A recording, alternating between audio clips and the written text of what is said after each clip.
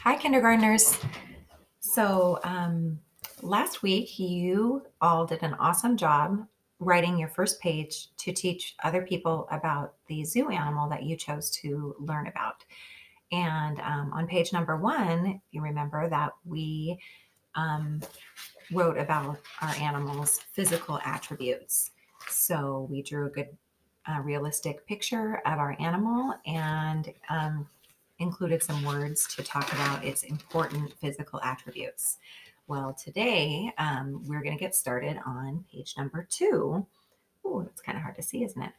We're going to get started on page number 2 in our nonfiction book to teach about our animal. And page number 2 is going to include an illustration and some words to teach other people about the habitat that your animal lives in. So before we start learning about our animal's habitat, I'd like to read a book to you that is called Animal Habitats. So you can just learn a little bit more about the word habitat and what that means. Animal Habitats is a nonfiction book by Julie K. Lundgren. And as you can see, Julie used some photographs to illustrate this book.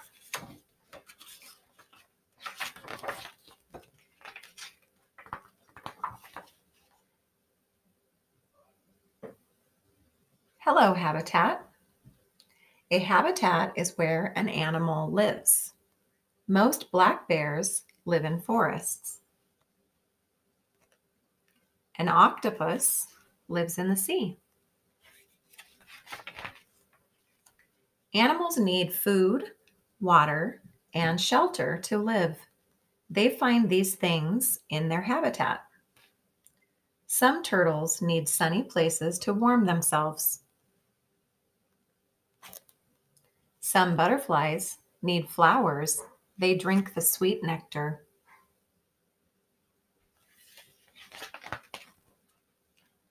Heaps of habitats. Animals live in habitats on land and in water. Land habitats include forests, grasslands, and deserts. Prairie dogs live in grasslands.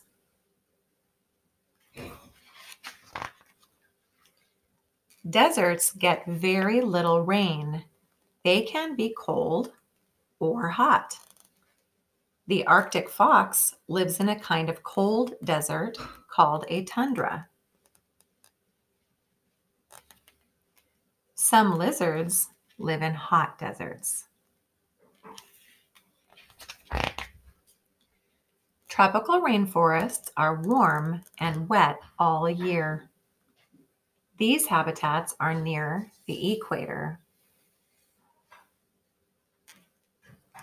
Many kinds of monkeys live in the trees in tropical rainforests.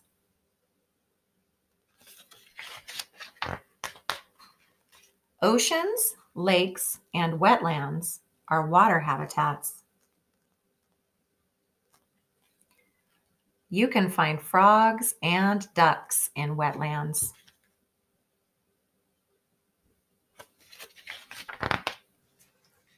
Oceans are salty water habitats.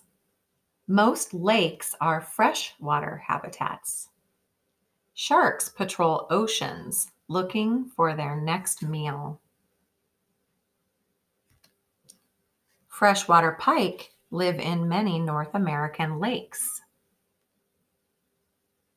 So both of these animals live in water habitats, but the shark lives in a saltwater habitat and the pike lives in a freshwater habitat.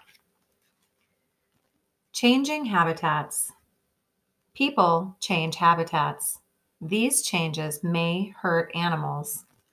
Oil spills can spoil water and land habitats. Sometimes people cause big changes to habitats and then animals cannot find what they need. Cutting down trees changes the forest habitat. People must help take care of habitats. Can you see what these people are doing to take care of the habitat? Looks like they're planting a tree. We have glossary at the end of the book. It's a feature in nonfiction that helps us to find out more about some words that might be new to us and we might need some more information. Okay, so boys and girls, I have added a Padlet to a link to a Padlet to your Seesaw activities. Last week, I added that and I asked you to do a little bit of exploring on that Padlet and see what you could learn about your animal. So I would like for you to go back to your Padlet, or you can ask your family to help you go to maybe the Oregon Zoo website or another website that you could find out some information about the habitat of your zoo animal. So when I researched the habitat of my zoo animal, which is the Asian elephant, I learned that Asian elephants live in scrub forests and in rainforests, and that when I looked at pictures of scrub forests and rainforests, this is kind of what they looked like. They had a lot of low growing plants and they had a lot of tall trees and some water nearby. The elephants need water, of course, and some kind of, I put some dirt here on the ground and filled it in, some blue sky in the background. So today, remember, you're not going to be writing any words. You are just going to be making a really detailed picture of your animal's habitat. Make sure you share that with me on Seesaw. This is your writing activity for today, and that you'll find posted on Seesaw.